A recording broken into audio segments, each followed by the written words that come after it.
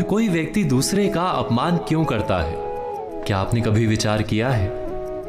वैसे तो हम भी बिना कारण बहुतों का अपमान करते हैं।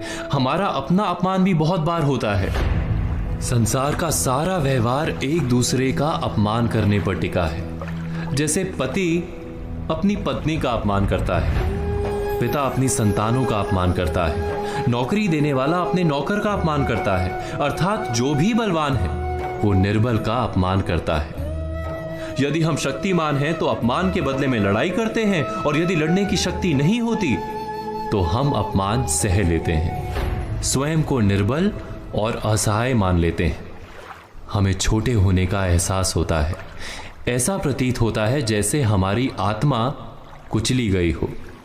किंतु कोई किसी का अपमान क्यों करता है? जब अपमान होता है तो मनुष्य को अपनी निर्बलता का एहसास होता है, और निर्बलता का बोध मनुष्य को कुचल देता है। वो अधिक से अधिक निर्बल बन जाता है, अत्याचार सहने की आदत सी पड़ जाती है, आत्मविश्वास का नाश हो जाता है। और जब आत्मविश्वास नहीं होता तो मनुष्य शराब और जुए जैसे व्यसनों में सुख ढूंढता है, मन से रोगी बन जाता है।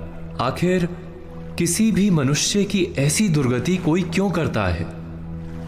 अपमान करने वाला वास्तव में क्या सिद्ध करना चाहता है?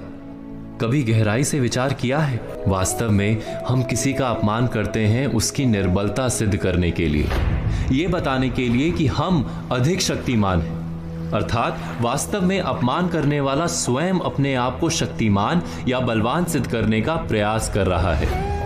अपमान करने वाला हकीकत में अपनी शक्ति से आश्वस्त नहीं है, उसे अपनी शक्ति पर भरोसा नहीं है।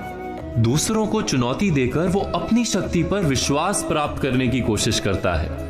क्या ये सच नहीं? जब हम किसी का अपमान करते हैं तो वास्तव में इतना ही प्रकट करते हैं कि हमें अपने बल पर भरोसा नहीं।